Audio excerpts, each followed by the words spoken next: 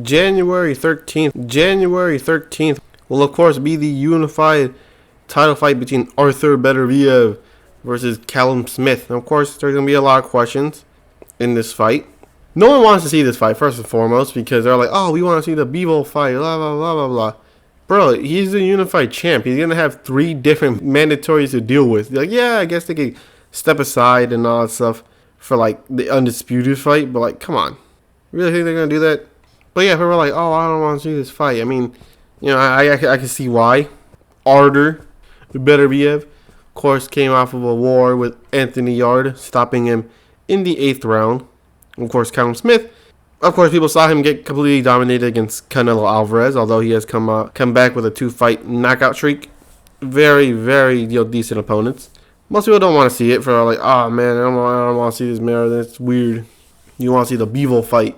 But we'll get to that later. But anyways, the challenger, Callum Smith, is a 29-1 fighter with 21 knockouts. Very nice. Of course, most people know him as the guy with the very, very nice left hook until Canelo basically broke that arm and then he couldn't use it anymore. So, you know, that's something. Now, of course, Artur Beterbiev is 19-0 with 19 knockouts. 100% knockout ratio as a unified world champion. No one else has even come close to that. Of course, you got other people with 100% knockout ratio like Gary Antoine Russell and Virgil Ortiz Jr. But those people have not touched gold.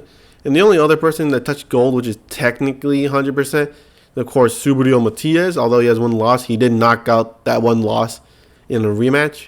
So, you know, technically 100%. But he only has 1 belt.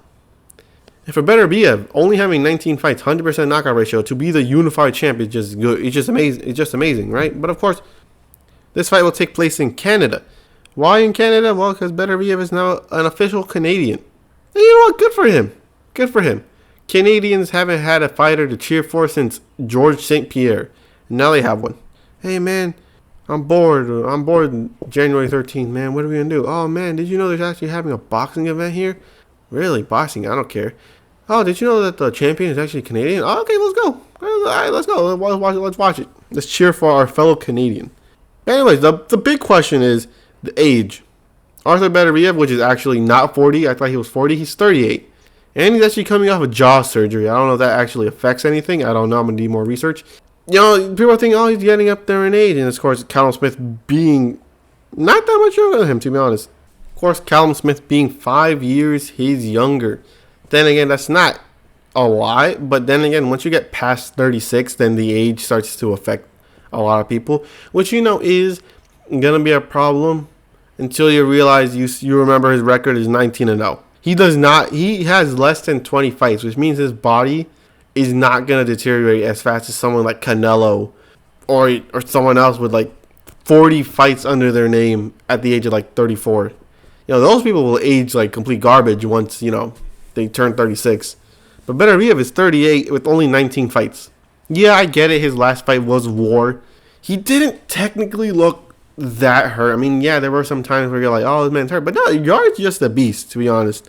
Yarde was just not that guy that night, but he was that guy. You know, when you looked at him, you thought, oh, this man actually could be the one to beat Beterbiev. But of course, you know, you can't. Because the only way to beat Beterbiev is to knock him out. You can't expect to outbox him for 12 rounds. Because he's just going to keep applying that pressure. And the thing is, people are like, oh, but what if you smartly outbox him for 12 rounds? You know, get out the way, movement, head speed, or head movement. You know, foot speed. It doesn't matter. If you've seen some of his highlights, when he's hurt or when he's down on the scorecard, you know what he does?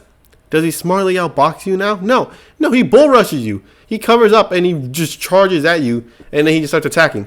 Like the only way to beat this man is like, I don't know. You have to knock him out with 1 punch. But if there's anyone that could do that, it is Smith. Smith, although Yarde has power, he doesn't have that one shot knockout power. He does have the beatdown knockout power. But Smith has that one-shot knockout power, which, of course, is his left hook. And, of course, Beterbiev is probably not going to be like Canelo and try to just beat his left arm into submission, which means Callum Smith will have the left arm in his arsenal that night. And, of course, will it land? It could. If Callum Smith doesn't, you know, empty out his gas tank for the first 3 rounds and, you know, actually smartly outboxes him, because Beterbiev isn't going to go for him in the first 3 rounds, let's be real. He's kind of a slow starter. But even if he does, I do think Smith will have enough energy in his legs and, everything else to get out the way. So Smith can set something up. And, Father Time will technically be on Smith's side. But with only 19 fights, it's not like Beterbiev is an old man now. I mean, he is technically an old man, but, in terms of fighting age, not that much. Now, that being said, I got Beterbiev. I got Beterbiev 7th round stoppage. I like Smith. Smith has a humongous chance, but that humongous chance is only in the left hook. I can't see him boxing him for 12 rounds or stopping him any other way. Because, like I said, the only way to beat Beterbiev is to try to beat him first, try to knock him out first. Joe Smith tried to do that. Of course, he's very slow. Joe Smith was very slow. He has long reach, but he's super slow on the inside, which, kind of ended up getting him knocked out. But Callum Smith, on the other hand, has range, and he has speed with that range. So, it's going to be a lot. I mean, Callum Smith, like I said, he has the biggest chance out of everyone so far to actually beat Beterbiev. But it's not going to happen. It's going to be, like I said, 7th round stoppage. And then we're going to get that Beterbiev Bivol. I don't know why they're talking about, now it's Saudi Arabia backing them. Now maybe they could do it. The WBC won't sanction it, though. They straight up just said it. They said, yeah, we're not going to sanction Bivol under the WBC. It's just not going to work. See, you may be wondering, Artur Beterbiev Russian too, ain't he? Yeah, nah, not anymore. He's Canadian. Yes, sir. He waves the white and red, not the white, red, and blue. So, unless Bivol ditches his flag and gets another one, I don't see it happening. But then again, like they say, money talks. And with Saudi Arabia being there, maybe that's enough. Hey, WBC, here's $100 billion. Let these men fight. And like, all right, fine, whatever. But anyways, I think it's going to be a very interesting fight. I think if I have a way to describe it, it's literally just going to be Matias versus Urgashev. That's literally just going to be a copy and paste. That's how exactly it's going to go. Smith is going to hit him with a boom, boom, long shots, boom, powerful shots. And you think, damn, Beterbiev is getting whooped. And then Beterbiev, round 5, you start putting the beats on Dre. He's putting the beats. It's simple as that. But anyways, like I said, that's the end of the video. The next video will, of course, be the Jaime Munguia versus John Ryder fight, which will be a very, very interesting fight.